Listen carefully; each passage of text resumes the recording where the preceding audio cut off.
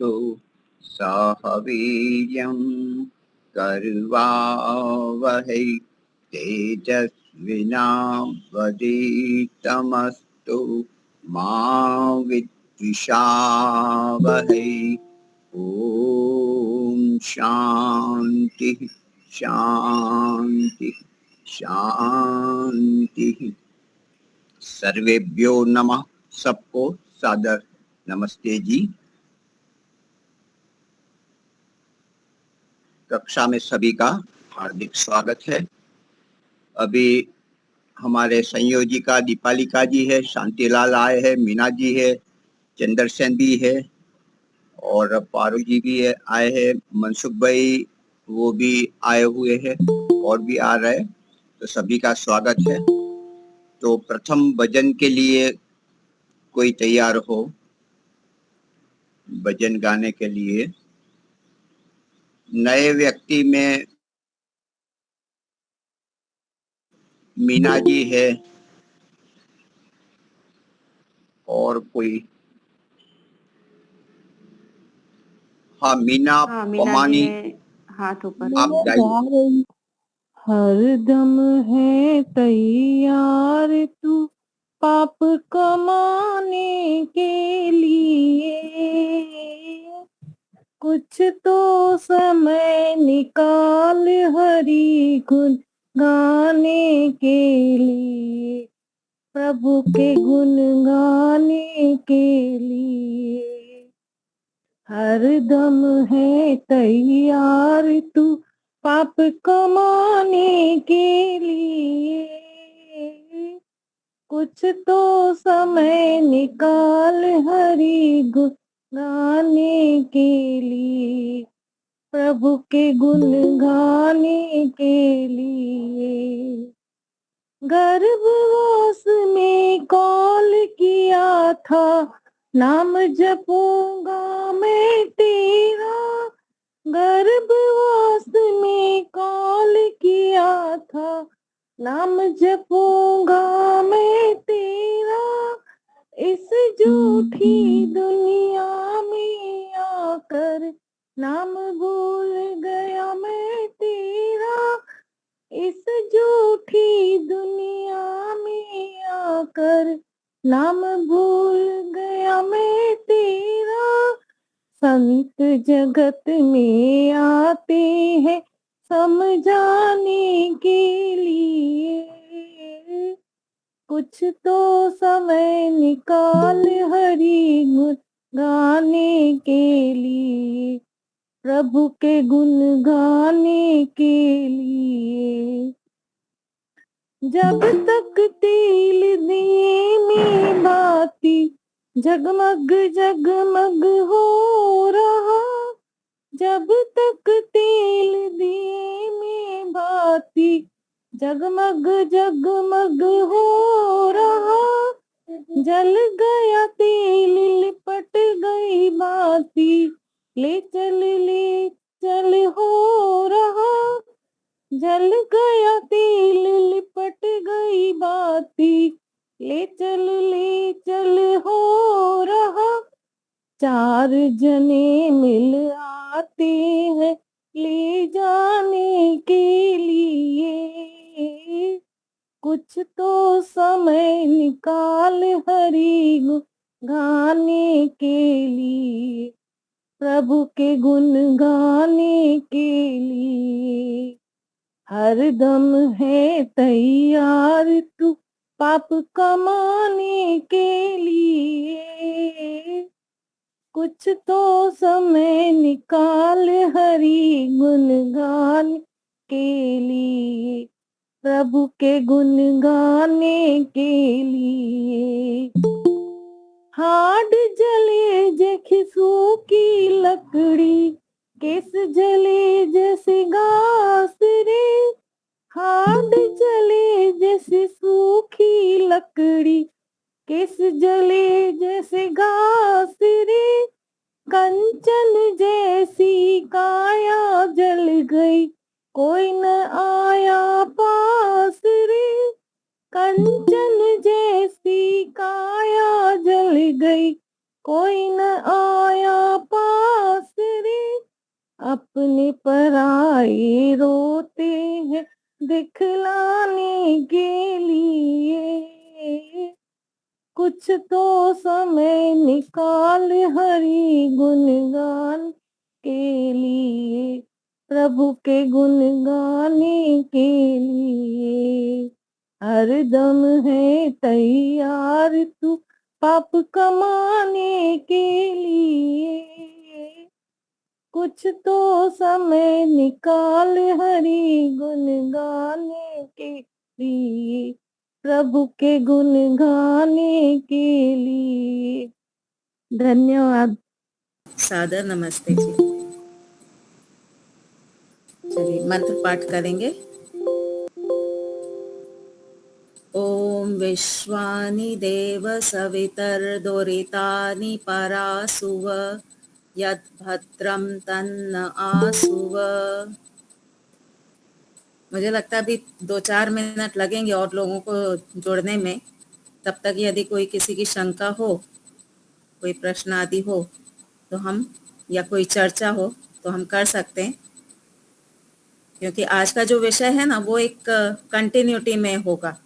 आज हम पंचावयव बनाना सीखेंगे, तो जो थोड़ा देर से आएंगे ना फिर उनको समझ में नहीं आएगा, इसलिए तो कोई चर्चा आदि हो। शशांक जी, पिछली बार आपने हाथ खड़ा किया था लेकिन समय हो गया था हमारा। वो तो बात हो गई थी। अच्छा, अभी भजन चल रहा था ना कि कुछ तो समय निकालिए ईश्वर को याद करने के लिए। सच्चाई क्या है कि पूरा समय तो ईश्वर में लगाइए, कुछ समय निकालिए संसार के लिए।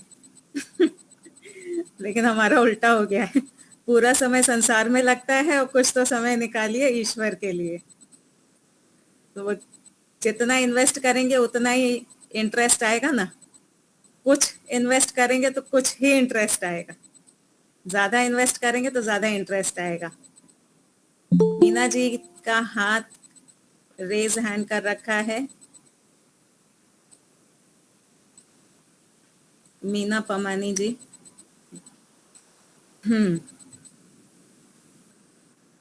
हाँ हाँ जी। चंद्रसेन जी, कोई विषय?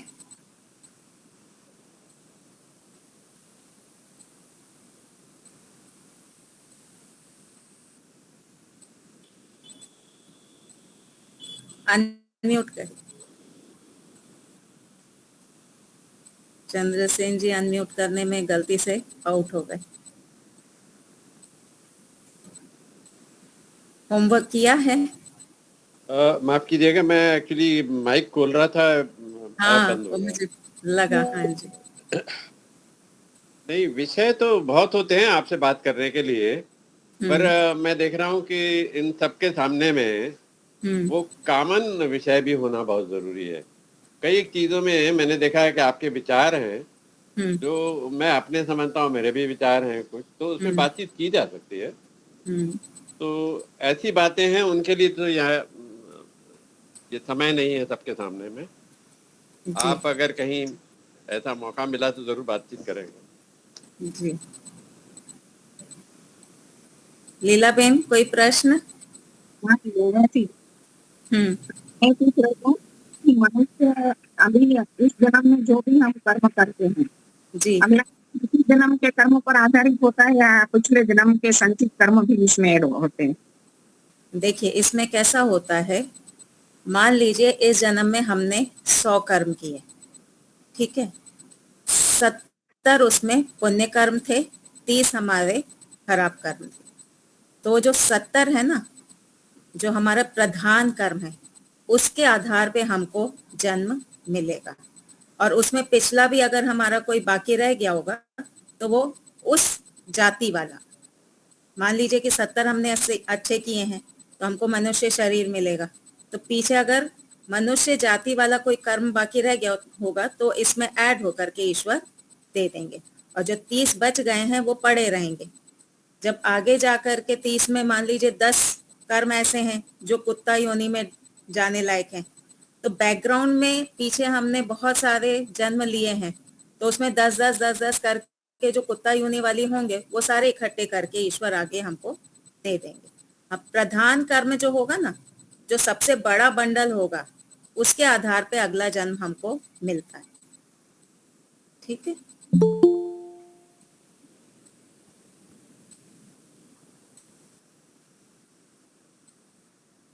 चलिए फिर हमारा उसमें टाइम कितना लिखा था गांधी भाई, 4:10 का कि 4:15 का?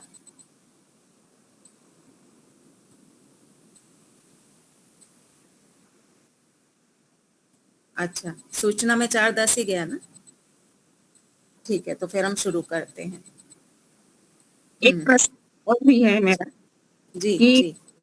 कल हमारे यहाँ एक हमारे जो पहचान वाले व्यक्ति है आ रहे, उनकी बेटी 2 साल से कोमा में थी। जी। 4 महीने से इम्प्रूवमेंट हो रहा था, लेकिन तो अचानक ही गुजर गई। तो इसमें क्या माना जाए कि उनके भोग समाप्त हो गए या ऐसे ही? आयु कितनी थी? आयु 54। 54 थी। और कोमा में क्यों गए थे? उनका एक समय ये होता है ना, शुगर लेवल डाउन हो गया था एकदम। तो जो मगज के कोष होते हैं ना, वो बहुत डैमेज हो गए थे। तो इसमें क्या है, इसमें ना हम ऐसा नहीं कह सकते कि उनकी आयु समाप्त हो गई थी, क्योंकि मनुष्य शरीर की जो ईश्वर ने आयु दी है वो लगभग 100 वर्ष दी है ना। जाति, आयु और भोग, तो उस हिसाब से अगर हम देखें तो ईश्वर ने लगभग हमको 100 वर्ष दिए हैं। उसको घटाना बढ़ाना हमारे हाथ में है। हम अच्छे कर्म करके अपनी आयु बढ़ा भी सकते हैं और बुरे कर्म करके घटा भी सकते हैं। जैसे कि नियम से खाएंगे पिएंगे, नियम से उठेंगे, एक्सरसाइज आदि करेंगे, व्यायाम आदि करेंगे, अच्छा व्यवहार रखेंगे, टेंशन कम करेंगे, तो हमारी आयु बढ़ सकती है। लेकिन अगर हम उल्टा सीधा खाएंगे, व्यवहार अच्छा नहीं होगा, कभी भी सोना, कभी भी जागना, नियमित दिनचर्या नहीं होगी, तो उससे क्या होगा, शरीर पे असर होगा और फिर वो जल्दी उसका नाश होगा। तो अब बैकग्राउंड में जो आप जिनको बता रही, बैकग्राउंड में उनकी कैसी दिनचर्या रही, कैसा क्या रहा, किस कारण से उनका शुगर लेवल लो हुआ, वो सब देख करके पता चलेगा कि उन्होंने अनियमित दिनचर्या रखी, तो वर्तमान जीवन के कर्मों का ही यह परिणाम हुआ कि उनकी आयु समाप्त हो गई। पिछले जन्म का तो इसमें कोई वो नहीं होगा। प्रेजेंट जन्म में ही कोई लापरवाही हुई या फिर उन्होंने शुरू से दिनचर्या अच्छी नहीं रखी, इस कारण से उनकी जल्दी मृत्यु हुई। ठीक है जी, दीपालिका जी।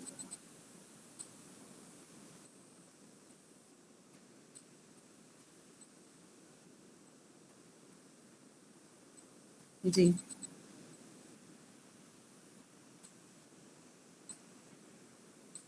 हम्म। हम्म।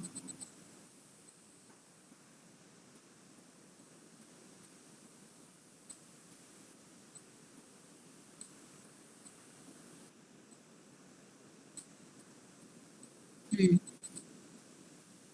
हाँ।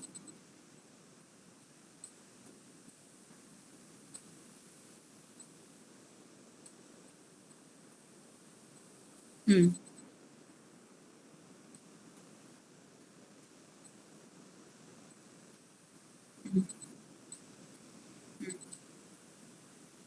हम्म।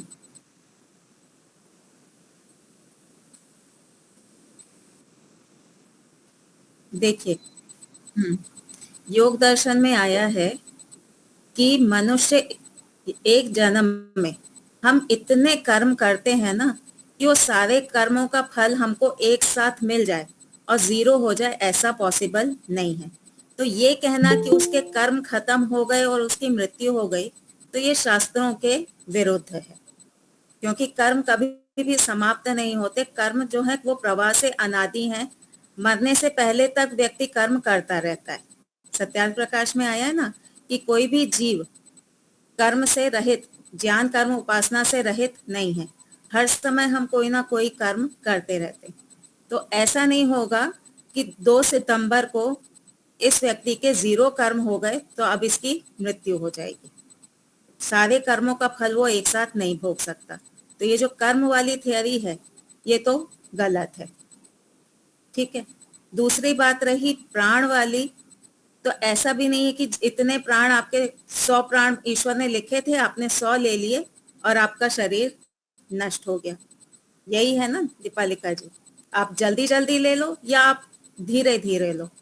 तो इसमें भी हमको ये देखना है कि प्राण वायु के साथ साथ आपकी दिनचर्या कैसी है ना। आप सांस को, आप अपने प्राण को तो कंट्रोल में कर लिए, लेकिन आपकी दिनचर्या कैसी है, आपका खान पान कैसा है, आपका व्यवहार कैसा है, वो भी देखना पड़ेगा। सारी चीजें मिला जुला करके होती हैं। आपके पिछले कर्म जो जैसे भी थे उसके आधार पे आपको शरीर मिला। मैंने पहले भी बताया था ना, जेनेटिक कुछ डिजीज आपको मिलते हैं जो आपको किसी उम्र में जा करके जिनको आपको भोगना पड़ता है। तो ये काफी कॉम्प्लिकेटेड है। प्राणवायु अकेला डिसाइड नहीं करेगी, कर्म शून्य होना वो पॉसिबल नहीं है। जो और आपने जो कहा ना कि पहले 400 वर्ष की आयु थी, तो उसमें कारण क्या है कि अब जो है खान पान है, हमारे आसपास का एनवायरनमेंट है, वो इतना पॉल्यूटेड हो गया है कि अब 400 वर्ष वाला हम नहीं सोच सकते। अब 100 वर्ष कुछ समय के बाद तो 80-70 ऐसे आ जाएगा। तो अभी हम जीवेम शरदः शतम, 100 सर्दियां हम निकाल लें।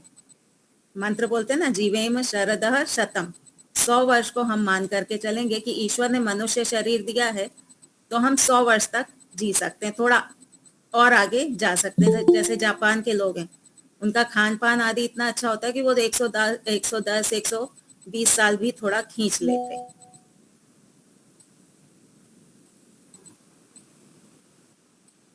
हम्म हम्म हम्म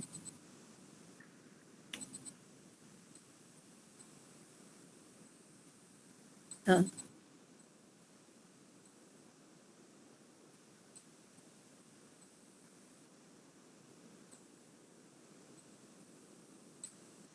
हम्म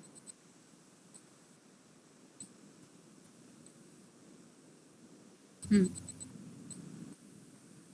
नहीं नहीं, ऐसा इसलिए नहीं हो सकता क्योंकि अगर किसी ने आपके कर्म निर्धारित कर दिए, हाँ, तो हमारी स्वतंत्रता नहीं रहेगी। और दूसरी बात, योग दर्शन में कहा कि आप अपनी जाति नहीं बदल सकते। एक जाति जो आपको मिल गई है वो जाति आप नहीं बदल सकते, लेकिन आप अपने आयु और भोग वो बदल सकते। आप मेहनत करके, आपको किसी गरीब परिवार में जन्म मिला, भोग के साधन बहुत अच्छे नहीं थे, लेकिन आपने मेहनत की, पैसा कमाया ईमानदारी से, आप अपने अपने भोग बढ़ा लिए। आपको जो आयु मिली थी, आपने अच्छे कर्म करके, अच्छी दिनचर्या से आपने अपनी आयु भी बढ़ा ली। तो आयु और भोग ये आपके अपने हाथ में है, आप इनको घटा बढ़ा सकते हैं, वो निश्चित नहीं है। एक रफ मिल जाता है हमको। जैसे बैंक में जब आप अकाउंट खुलाते हैं तो ऐसा होता है ना कि 1000 रुपीज आपके होने चाहिए, कुछ कुछ एक बैंक में होते हैं। अब वो 1000 से फिर आप आगे बढ़ा भी सकते हैं, जल्दी विड्रॉ भी कर सकते हैं, और 0 बैलेंस मीन्स आप अपना अकाउंट भी बंद कर सकते हैं, है ना। हाँ शशांक जी।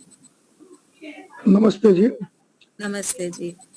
आयुर्वेदाचार्य ने एक श्लोक दिया है तो बार बार बोलते हैं, समदोषा समाग्निश्च समधातु मल क्रिया आत्म प्रसंद्रिय आत्म स्वस्थ इत्यभिधीयते। इसमें शारीरिक स्वस्थता और मानसिक स्वस्थता दोनों की बात बताई है। अभी जो आप हमारी जो दिनचर्या होती है, खान पान होता है, इसे तो हम शारीरिक स्वस्थता तो पा सकते हैं, लेकिन मानसिक स्वस्थता जब तक नहीं होगी या कम ज्यादा होगी तो क्या हमारे आयु में कम ज्यादा आयु हो सकती है? हाँ जी, मानसिक भी बहुत फर्क पड़ता है। तो कितना % पड़ता है? सुनिए, पहले तो शारीरिक भी हमें लगता है कि हम स्वस्थ हैं, पर अंदर क्या हो रहा है हमको नहीं पता। और उसका कारण क्या है कि हम आयुर्वेद के हिसाब से चलते भी नहीं है पूरी तरह से। हमें अपने शरीर की प्रकृति नहीं मालूम होती कि कैसी प्रकृति है, हम वात वाले हैं, हम पित्त वाले हैं, हम कफ वाले हैं, हमें नहीं पता। जबकि आयुर्वेद हर इंडिविजुअल के लिए अलग उपचार बताता है। एक जैसे व्यक्ति होंगे, दोनों के सिम्टम एक जैसे होंगे। आप एलोपैथी में जाएंगे, दोनों को पैरासीटामोल दे देंगे, पर आप आयुर्वेद में जाएंगे ना तो एक को दूसरी दवा देगा, दूसरे को दूसरी दवा देगा, क्योंकि प्रकृति अलग अलग होती है। तो खान पान आदि का भी हम इतनी गारंटी नहीं ले सकते। हम कहते हैं कि हम अच्छा खा रहे हैं, पर जरूरी नहीं कि हमारे शरीर के अनुकूल ही हो। दूसरी बात, जो हमारे मानसिक विचार होते हैं ना, उनका हमारे शरीर पे बहुत प्रभाव पड़ता है।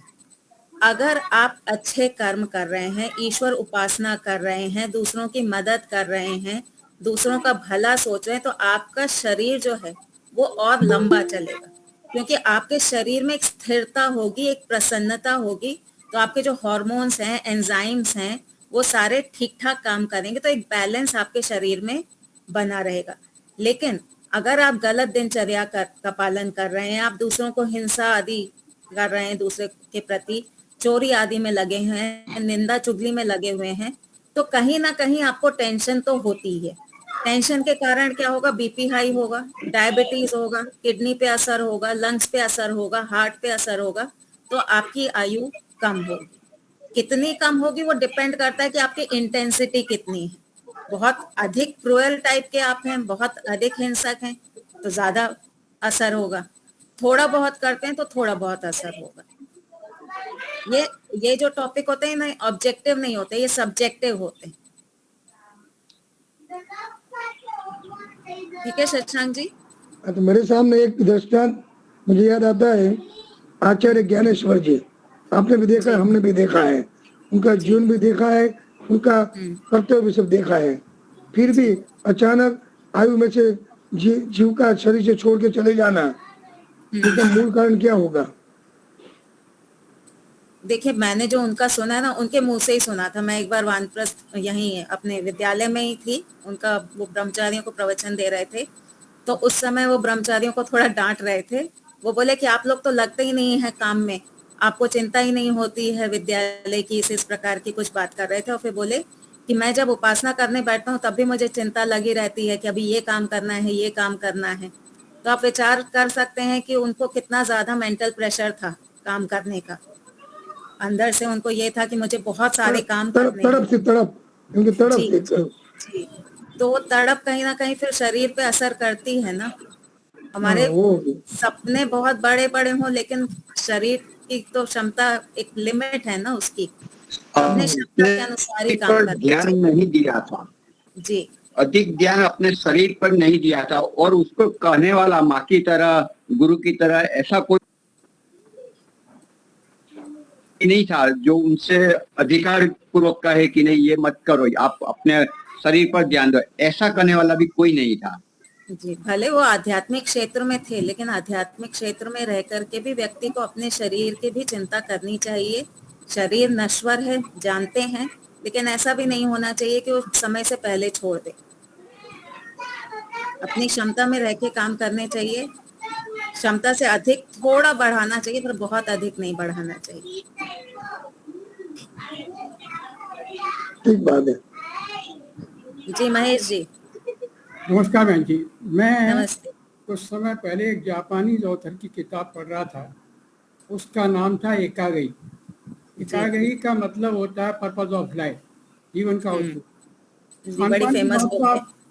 खान पान की बात और ये सब, वो उसने बताया कि जापानीज क्यों इतने दिन तक जीते हैं। वो कहते हैं कि मोस्टली उनकी लाइफ का एक पर्पस होता है। अगर हम उद्देश्य विहीन जीवन जीते हैं तो हम उसमें, हमारा दिमाग भटकता रहता है और हम उस जीवन को केंद्रित कर खुशी, स्वस्थ जीवन और हैप्पी लाइफ हम नहीं जी सकते। उसने एक एग्जाम्पल भी दी थी कि एक पेंटर जो काफ़ी उम्र का था, 100 पार करने के बाद भी वो मरते मरते वर्ष तक अपने पेंटिंग को पूरा करके, तो मैं पेंटिंग करके ही जाऊँगा, ये इच्छा थी।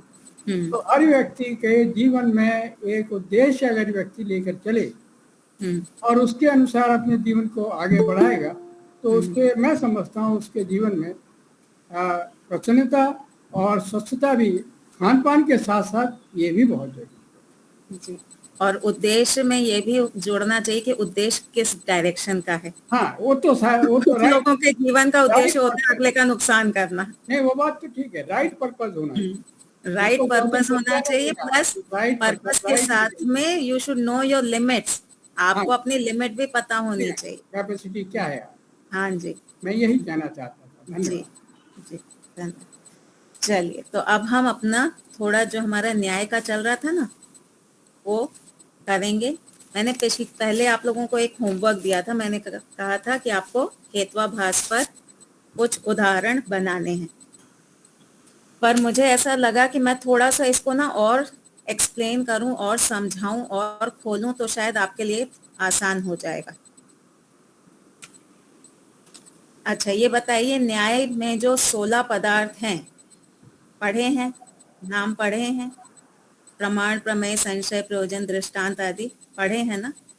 उसमें एक पदार्थ है अवयव।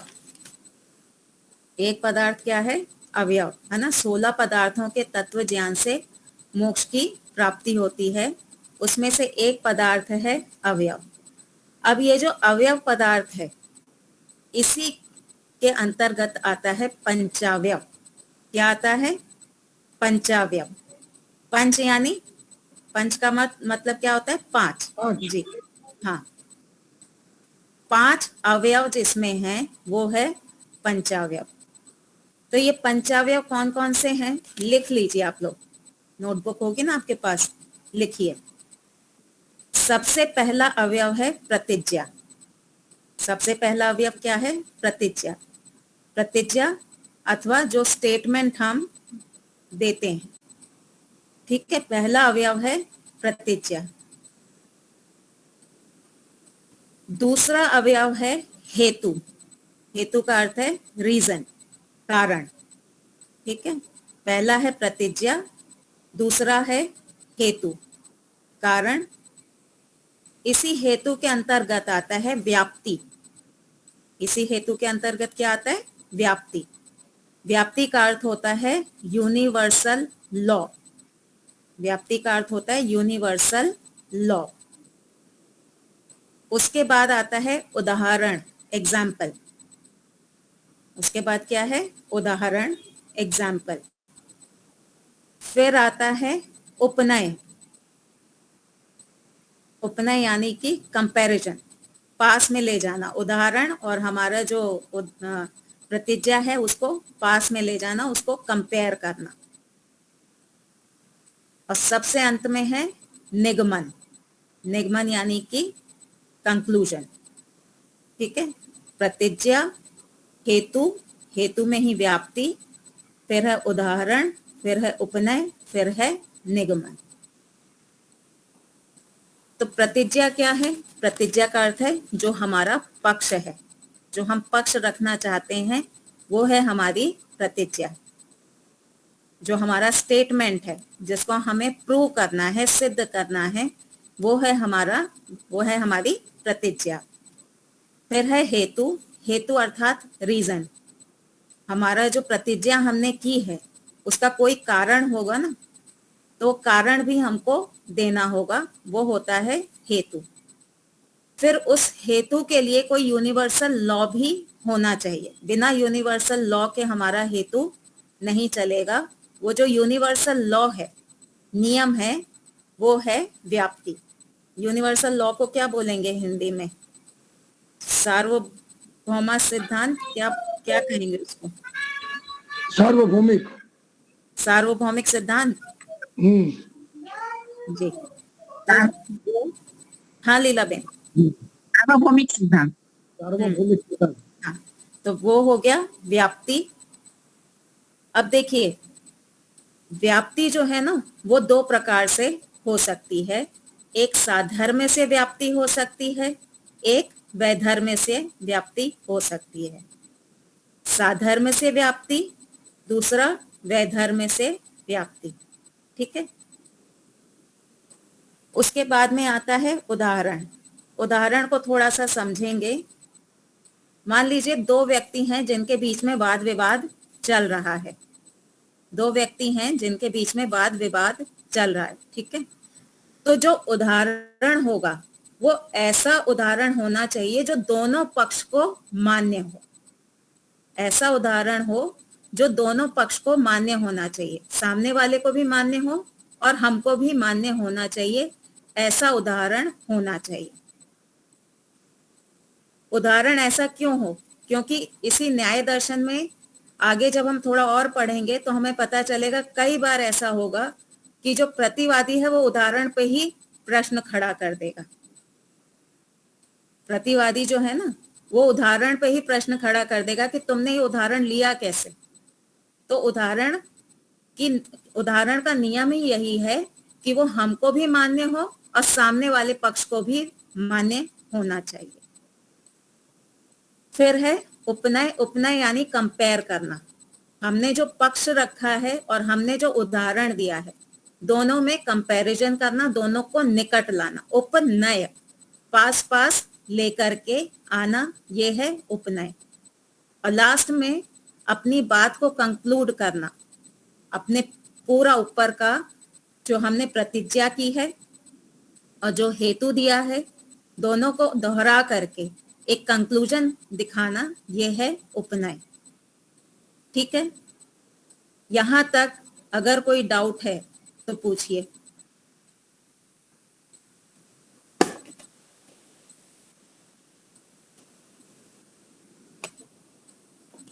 तो किसी को कोई शंका नहीं है।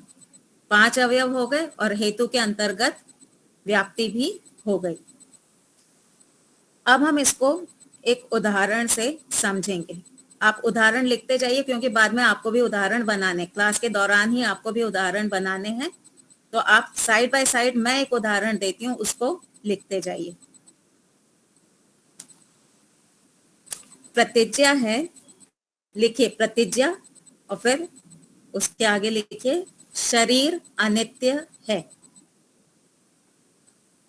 हमने प्रतिज्ञा की शरीर अनित्य है।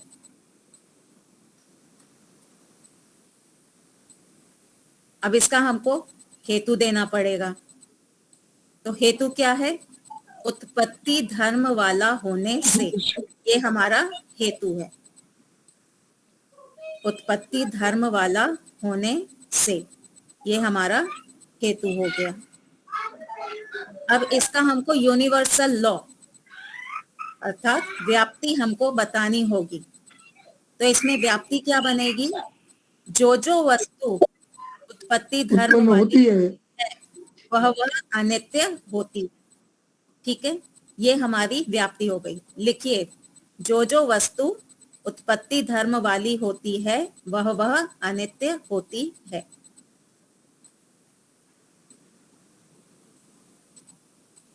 अच्छा, अब ये बताइए जो हमने व्याप्ति बनाई ये साधर्म्य है या वैधर्म्य है? पॉजिटिव है या नेगेटिव है? हाँ, ये पॉजिटिव है, इसलिए इसको हम कहेंगे साधर्म्य से। ये व्याप्ति जो है वो साधर्म्य से बनाई। इसकी वैधर्म्य से बाद में हम बनाएंगे एक। अब हमको ऐसा उदाहरण लेना है जो उत्पत्ति धर्म वाला हो और अनित्य हो। तो उदाहरण हम देंगे जैसे मकान, जैसा कुंभ। हाँ, जैसे घड़ा या जैसे मकान। यहाँ मकान का उदाहरण ले लेते हैं। तो उदाहरण में लिखिए जैसे मकान।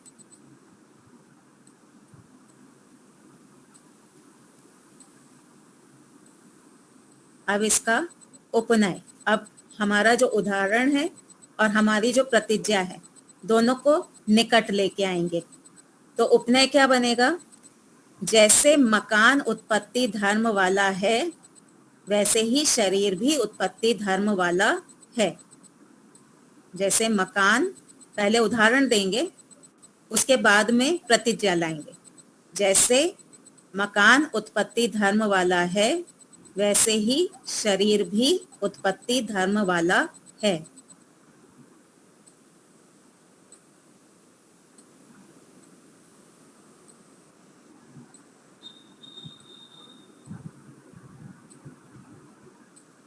अब कंक्लूजन क्या करेंगे? निगमन उत्पत्ति धर्म वाला होने से शरीर अनित्य है। उत्पत्ति धर्म वाला होने से शरीर अनित्य है।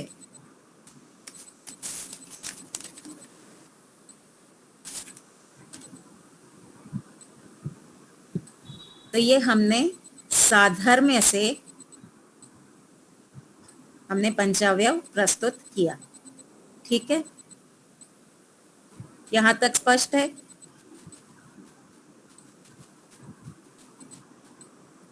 अब हम इसको वैधर्म्य से प्रस्तुत करते हैं। वैधर्म्य यानी किस स्टेज पे जाके वैधर्म्य दिखाना है हमको? प्रतिज्ञा में, हेतु में, व्याप्ति में, उदाहरण में, अथवा उपनय, निगमन, कहाँ, कौन सी स्टेज पे हमको वैधर्म्य दिखाना है? कहाँ से शुरू कर? व्याप्ति में। है तो तो अब वापस से पंचावयव लिखिए। प्रतिज्ञा वही रहेगी, शरीर अनित्य है। एक हेडिंग दे दीजिए, वैधर्म्य से सिद्धि। वैधर्म्य से सिद्धि। प्रतिज्ञा हमारी वही रहेगी। हेतु भी हमारा वही रहेगा। प्रतिज्ञा क्या थी? शरीर अनित्य है।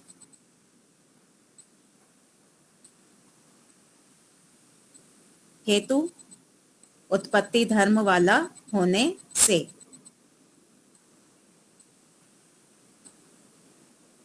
अब व्याप्ति को नेगेटिव करिए। कौन करेगा व्याप्ति को नेगेटिव?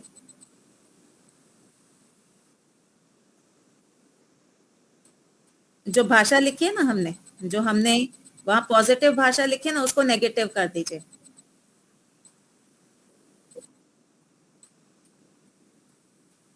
नित्य नित्य होती है। हाँ, जो वस्तु उत्पत्ति धर्म वाली नहीं होती वह नित्य होती है ना? लिख दीजिए इसको। जो वस्तु उत्पत्ति धर्म वाली नहीं होती वह नित्य होती है।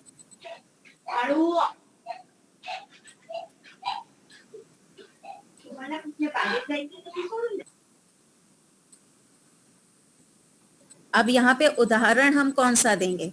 उत्पत्ति धर्म वाला या अनुत्पत्ति धर्म वाला? अनुत्पत्ति धर्म वाला। हाँ, तो अनुत्पत्ति धर्म वाला कौन सा वस्तु है? परमात्मा। हाँ, परमात्मा अथवा जीवात्मा। तो यहाँ हम उदाहरण देंगे जैसे जीवात्मा।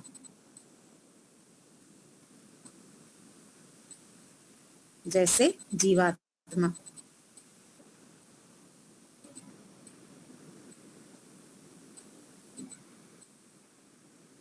हो गया यहाँ तक? अब उपनय में आइए। उपनय की भाषा थोड़ी सी बदलेंगे। जैसे जीवात्मा उत्पत्ति धर्म वाला क्या बनेगा? नहीं है। हाँ, महेंद्र भाई। नहीं है। हाँ, जैसे जीवात्मा उत्पत्ति धर्म वाला नहीं है, वैसे शरीर, थोड़ा सा बदलेंगे। जैसे जीवात्मा अनुत्पत्ति धर्म वाला है, वैसा शरीर नहीं है।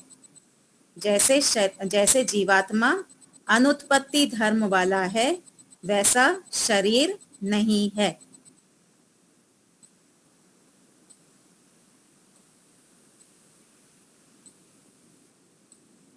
अब निगमन, हेतु और प्रतिज्ञा दोनों को जोड़ करके बोलेंगे। निगमन क्या होगा? उत्पत्ति धर्म वाला होने से शरीर अनित्य है। उत्पत्ति धर्म वाला होने से शरीर अनित्य है।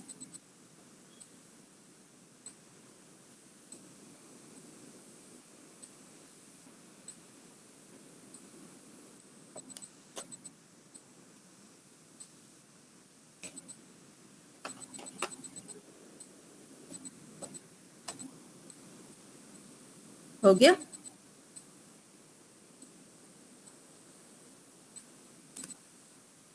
अब एक बात ध्यान देने की है यहाँ पर। हमारा जो व्याप्ति है, हमारी जो व्याप्ति है ना, वो हमको कुछ जगह पे लगा करके देखनी है। हम व्याप्ति को कहते हैं यूनिवर्सल लॉ। व्याप्ति का अर्थ है यूनिवर्सल लॉ। यूनिवर्सल लॉ का मतलब है कि वो किसी भी एंगल से कटेगा नहीं। व्याप्ति का मतलब होता है यूनिवर्सल लॉ, यानी वो किसी भी एंगल से कटना नहीं चाहिए। अगर किसी भी एक भी एंगल से कट रहा है तो वो फिर यूनिवर्सल लॉ नहीं कहलाएगा, फिर वो सिलेक्टेड हो जाएगा। व्याप्ति हमेशा यूनिवर्सल होगी, सार्वभौमा होगी। वो किसी एक जगह लगे, एक जगह नहीं लगे, ऐसी नहीं होनी चाहिए। तो कितने एंगल हमको देखने हैं वो लिखिए कि हमारी व्याप्ति कहाँ कहाँ पे नहीं कटनी चाहिए। तो सबसे पहले है ईश्वर। हमारी जो व्याप्ति है वो ईश्वर के एंगल से नहीं कटनी चाहिए। तो पहला हो गया ईश्वर। दूसरा हो गया जीवात्मा।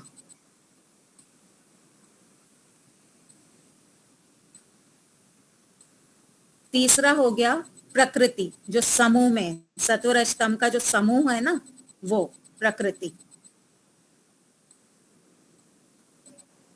फिर प्रकृति के एक एक परमाणु, सत्व रज तम।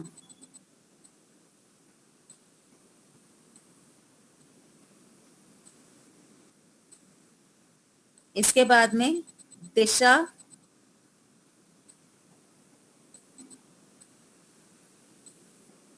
फिर है काल,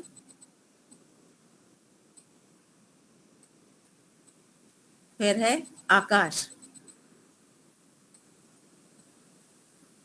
दिशा, काल, आकाश, और उसके बाद में है सृष्टि, यानी जो रचना है।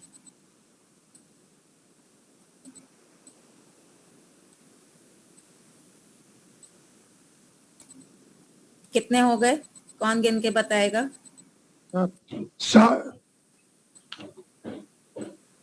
देखिए, ईश्वर जीव प्रकृति 3 हो गए। सुनिए, ईश्वर जीव प्रकृति 3 हो गए, तत्व रज 6 हो गए, दिशा काल आकाश 9 हो गए, और एक सृष्टि 10। मैं रिपीट करती हूँ, आप चेक करिए कोई छूटा हो तो। ईश्वर, जीवात्मा, प्रकृति, सत्व 1, रज 2, तम 3। ठीक है।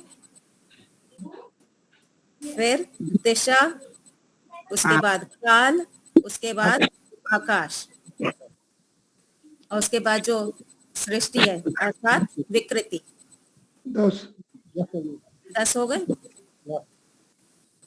तो जब हम व्याप्ति बनाते हैं, जब हम यूनिवर्सल लॉ कहते हैं, तो हमको ये देखना है कि कोई भी इन 10 में हमारे लॉ को तोड़ करके, हमारे लॉ के, हमारे जो यूनिवर्सल लॉ है, हमारी व्याप्ति है, उसकी सीमा के बाहर नहीं होना चाहिए। एक उदाहरण देती हूँ आपको। मैं एक गलत वाला उदाहरण। हाँ जी। सृष्टि तो संयोग से बनी है, उत्पत्ति सृष्टि। हाँ, वियोग वाली विकृति। सुनिए, अभी जो हमने ऊपर पंचावयव बनाया, उसमें हमने सृष्टि का ही उदाहरण लिया ना। उत्पत्ति धर्म वाला होने से जो वस्तु उत्पन्न होती है वह अनित्य होती है। तो उत्पन्न तो सृष्टि हो रही है ना। तो अगर हम सृष्टि को ध्यान में नहीं रखेंगे तो हमारे हेतुओं में गड़बड़ होगी। गांधी भाई, है ना। अब कैसे हर एक के एंगल से हमको देखना, मैं कुछ एग्जाम्पल दूंगी, उदाहरण दूंगी, तब आपको समझ में आएगा। मैंने एक प्रतिज्ञा की, ईश्वर सर्वज्ञ हैं, ठीक है। सॉरी, ईश्वर न्यायकारी हैं, ये मेरी प्रतिज्ञा है, ठीक है। ईश्वर न्यायकारी हैं। अब मैंने हेतु क्या दिया, उस पर ध्यान दीजिएगा। ये गलत हेतु मैं दे रही हूँ, पहले से बता रही हूँ कि मैं गलत हेतु दे रही हूँ। मेरी प्रतिज्ञा है ईश्वर न्यायकारी हैं। मैंने हेतु दिया सर्वव्यापक होने से, ठीक है। ईश्वर न्यायकारी हैं, ये मेरी प्रतिज्ञा है, और हेतु मैंने दिया सर्वव्यापक होने से। अब ये जो 10 जो मैंने बताए एंगल, इसमें से कौन सा एंगल है जो मेरे हेतु को काट रहा है? मेरा हेतु था, व्याप्ति था कि जो सर्वव्यापक होगा वो सर्वज्ञ होगा। ये व्याप्ति मैंने दे दी। तो अब आप होंगे, नहीं, आकाश भी, हाँ, आकाश जो है ना, आकाश जो है वो मेरी व्याप्ति को काट रहा है। आकाश जो है वो मेरी व्याप्ति को काट रहा है। आकाश सर्वव्यापक है, लेकिन वो न्यायकारी नहीं है। ठीक है, आया समझ में? तो इस प्रकार से हमको देखना है। मैंने ये कहा कि जो जो गुण कार्य में होंगे, जो जो गुण कार्य में होंगे, जो जो गुण सृष्टि में हैं, जो जो गुण सृष्टि में हैं, वो सारे के सारे गुण प्रकृति यानी जो मूल कारण है उसके सभी परमाणुओं में होंगे। ध्यान से सुनिएगा, जो जो गुण कार्य में हैं वो कारण के सभी परमाणुओं में होंगे। ये सही है कि गलत है? सही है, सही है। नहीं, ऐसे सत्वरजतम में पूरा का पूरा सत्व में नहीं होगा, रज में भी पूरा नहीं होगा, तम में भी। जी हाँ, ये गलत है। एक मोटा सा उदाहरण लेते हैं। हलवे में जितने भी गुण हैं, शीरा बनाते ना सूजी का, तो वो हलवे में जितने भी गुण हैं, क्या वो सारे गुण चीनी में हैं, सारे गुण सूजी में हैं, सारे गुण घी में हैं? नहीं, नहीं। मिले जुले में आकर के फिर हमको यहाँ पर हलवे का रूप देते हैं। तो इसी प्रकार से सृष्टि में जितने भी गुण हैं वो सारे के सारे सत्व में भी होंगे, रज में भी होंगे, तम में भी होंगे, ऐसा नहीं है। नहीं, कुछ सत्व में होंगे, कुछ रज में होंगे, कुछ तम में होंगे। ठीक है, तो यहाँ पे मेरी व्याप्ति कट गई। यहाँ पे मेरी सत्व रज तम के एंगल से जो व्याप्ति थी वो कट गई। समझ में आए? तो जब हम हेतु देते हैं, जब हम व्याप्ति बनाते हैं, तो ये 10 परीक्षा से हमको उनको निकालना है कि ये 10 जगह पे हमारी व्याप्ति कट तो नहीं रही है। अगर किसी भी एक जगह हमारी व्याप्ति कट रही है तो फिर वो हमारा हेतु सही नहीं है। ठीक है, आया समझ में? यहां तक कोई शंका हो तो बताइए। साधर्म्य और वैधर्म्य हमारा व्याप्ति से शुरू हो जाएगा, और जैसी हमारी व्याप्ति होगी हमारा उदाहरण भी उसी अनुसार होना चाहिए। यदि साधर्म्य से हमने व्याप्ति रखी है तो हमारा उदाहरण भी साधर्म्य वाला होना चाहिए। वैधर्म्य से व्याप्ति रखी है तो फिर हमारा उदाहरण भी वैधर्म्य वाला होना चाहिए। कई बार गड़बड़ क्या हो जाती है, हम व्याप्ति साधर्म्य से रखते हैं, उदाहरण वैधर्म्य वाला दे देते हैं। हमने साधर्म्य से व्याप्ति रखी कि जो जो वस्तु उत्पन्न होती है वो नष्ट होती है, उदाहरण दे देते हैं जीवात्मा, है ना, तो वो गड़बड़ हो गई।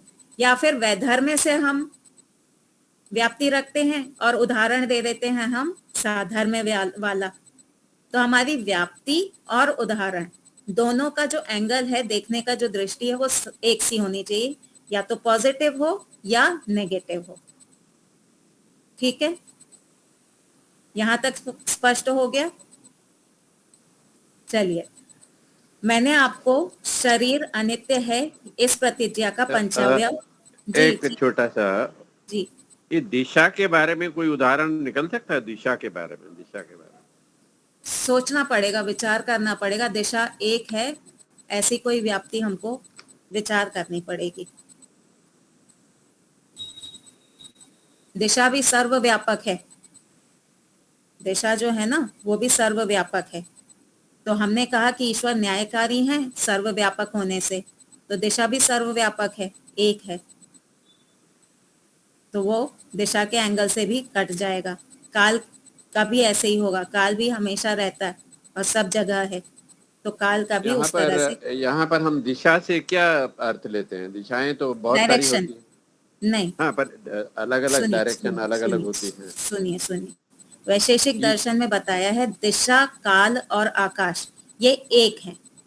दिशा एक है, काल एक है, आकाश एक है, लेकिन व्यवहार के लिए हमने इसके अलग अलग भाग कर दिए हैं।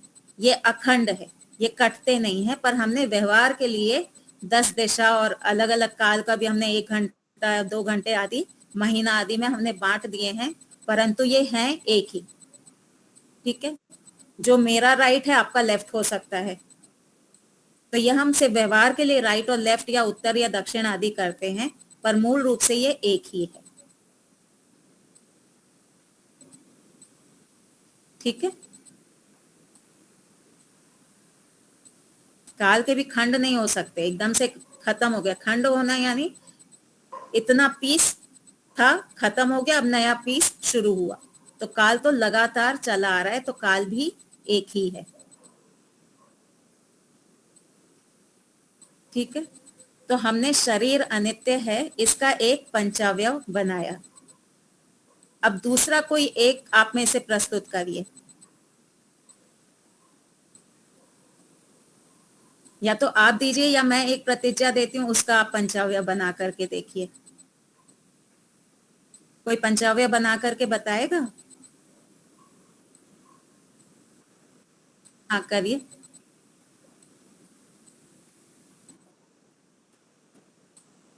अच्छा, मैं प्रतिज्ञा दूं? अच्छा, मैं प्रतिज्ञा देती हूँ, ईश्वर सबका मित्र है। ईश्वर सबका मित्र है। अब इसमें हेतु क्या होना चाहिए?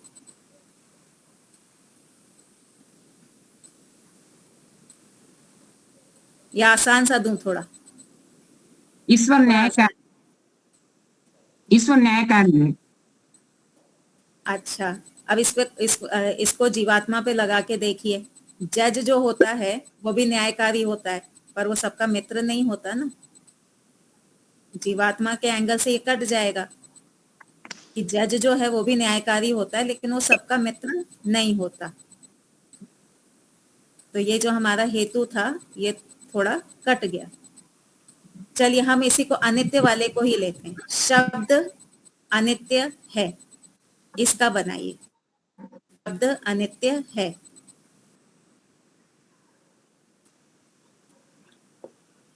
जी, जो जो वस्तु उत्पन्न होने वाली है वह अनित्य होती है। जी, पूरा अच्छे से पांचों अवयव व्याप्ति के साथ में पूरा क्रम से बोलिए। उपनयन, जैसे घड़े के समान शब्द भी उत्पत्ति धर्म वाला है। निगम, उत्पत्ति धर्म वाला होने से शब्द अनित्य है। जी, सही है। और वैधर्म से करेंगे तो हाँ। शब्द अनित्य है। उत्पत्ति धर्म वाला होने से उसकी व्याप्ति रहेगी कि जो जो वस्तु अनुत्पत्ति धर्म वाली होती है वह वस्तु हमेशा नित्य होती है। वो नित्य होती है। हाँ। जैसे कि नित्य आत्मा है, जीवात्मा है, परमात्मा है। निगम रहेगा, उत्पत्ति धर्म होने से शब्द अनित्य है। निगमन उत्पत्ति धर्म वाला होने से शब्द अनित्य है। हाँ, अब देखिए यहाँ पे ना हमको एक ध्यान देना है कि हमारा हेतु, हमारा उदाहरण बहुत सटीक होना चाहिए। हम एक ही उदाहरण दें, उसी में हमारी बात स्पष्ट हो जानी चाहिए।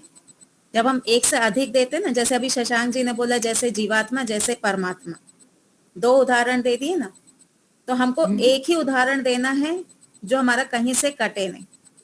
जब हम ज्यादा उदाहरण देने लगते हैं तो वो एक प्रकार का निग्रह स्थान होता है, जिसको कहते हैं अधिकम निग्रह स्थान। अधिक या अधिकम ऐसे कुछ शब्द है, निग्रह स्थान। जब एक से अधिक हेतु देने लगे, एक से अधिक उदाहरण देने लगे, तो फिर वो निग्रह स्थान की कैटेगरी में आ जाता है। तो हमको एक ही हेतु देना है, सॉलिड हेतु देना है, एक ही उदाहरण देना है, और वो भी पक्का उदाहरण हमको देना है। ठीक है, सही बात, ठीक है। अच्छा, अब वो जो मैंने बताया था ना कि ईश्वर सबका मित्र है, उस पर थोड़ा सा विचार करिए। मित्र कौन होता है, कैसा होता है? सर्वरक्षक होने से, सर्वव्यापक होने से वह सबका मित्र है। सर्वरक्षक, सर्वव्यापक होने से वह सबका मित्र है, महेंद्र भाई ने कहा। अब देखिए, हमारे जो 10 थे ना, 10 जो कैटेगरी थी, एंगल थे, तो उसमें दिशा, काल और आकाश, ये तीनों सर्वव्यापक हैं, है ना, पर ये मित्र नहीं है। उसके अलावा प्रकृति जो समूह है, चतुरस्तंभ का जो ग्रुप है प्रकृति, सत्यार्थ प्रकाश में उसको भी सर्वव्यापक बताया, प्रकृति सर्वत्र व्यापक है, वो भी हमारी मित्र नहीं है। तो प्रकृति के एंगल से कट गया और दिशा काल आकाश के एंगल से कट गया, तो सर्वव्यापक वाला तो चला गया। सर्वरक्षक, ईश्वर सबका मिलना चाहता है। ईश्वर का, ईश्वर सब देख, अच्छा ये सोचिए, आप किसी को मित्र कब बनाते हैं? जब हम उसका है, अच्छा हितैषी हो, हितैषी हो। हाँ हाँ, सबका हितैषी होने से हेतु क्या बनेगा? सबका हितैषी अथवा सबके लिए सुख की इच्छा रखने वाला होने से। ईश्वर सबका मित्र है, सबके लिए सुख की इच्छा रखने वाला होने से, ये हेतु हो गया हमारा। अब व्याप्ति क्या बनेगी? मित्र का क्या नियम होता है? जो व्यक्ति सुख देता है वही, जो दूसरे के लिए सुख की इच्छा रखता है वह उसका मित्र होता है। जो दूसरे के लिए सुख की इच्छा रखता है वह उसका मित्र होता है।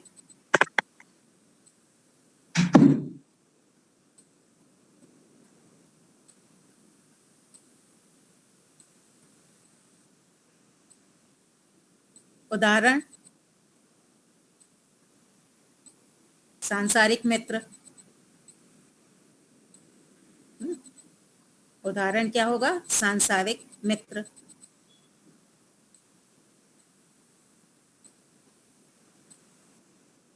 अब इसका उपनय, जैसे सांसारिक मित्र दूसरे के लिए सुख की इच्छा रखता है, वैसे ही ईश्वर भी सबके लिए सुख की इच्छा रखता है।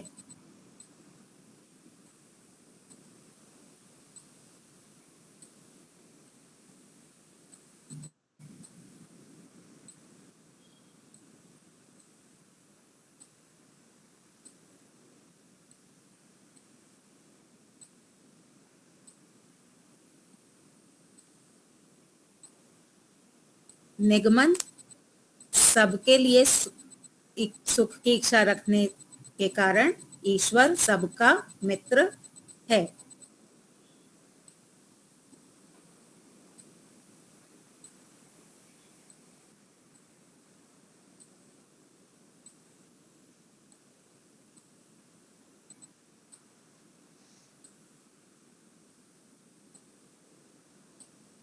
ठीक है,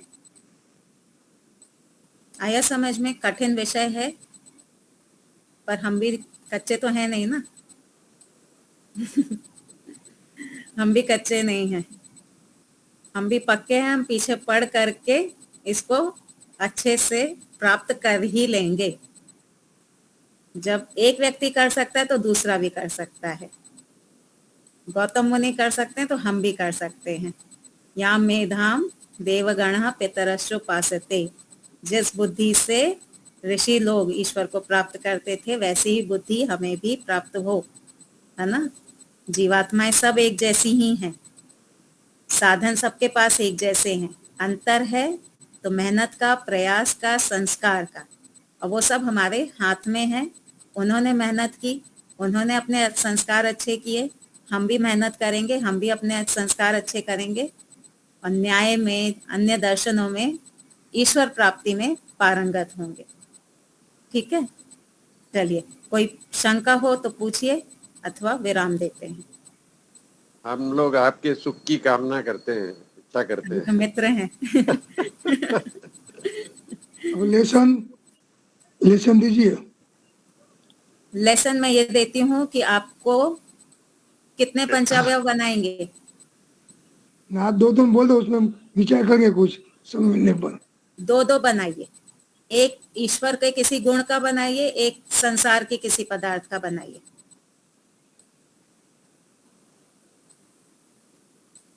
ईश्वर के गुण का बनाइए, ईश्वर का कोई भी गुण ले लीजिए, और संसार के किसी भी एक पदार्थ का बनाइए।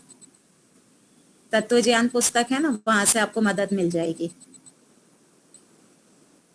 ठीक है,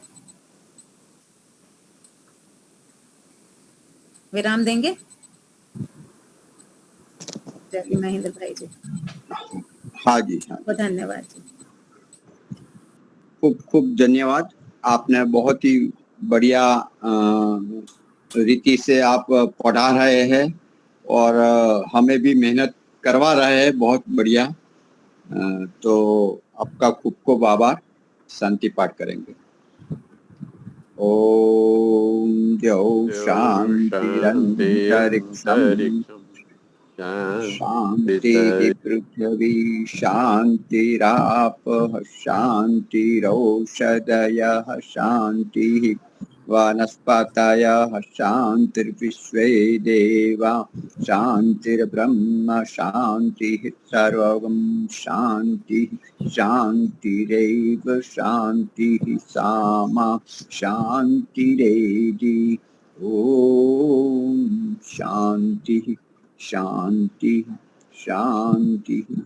सबको सादर नमस्ते जी। सादर नमस्ते जी। धन्यवाद दीदी। सादर नमस्ते जी।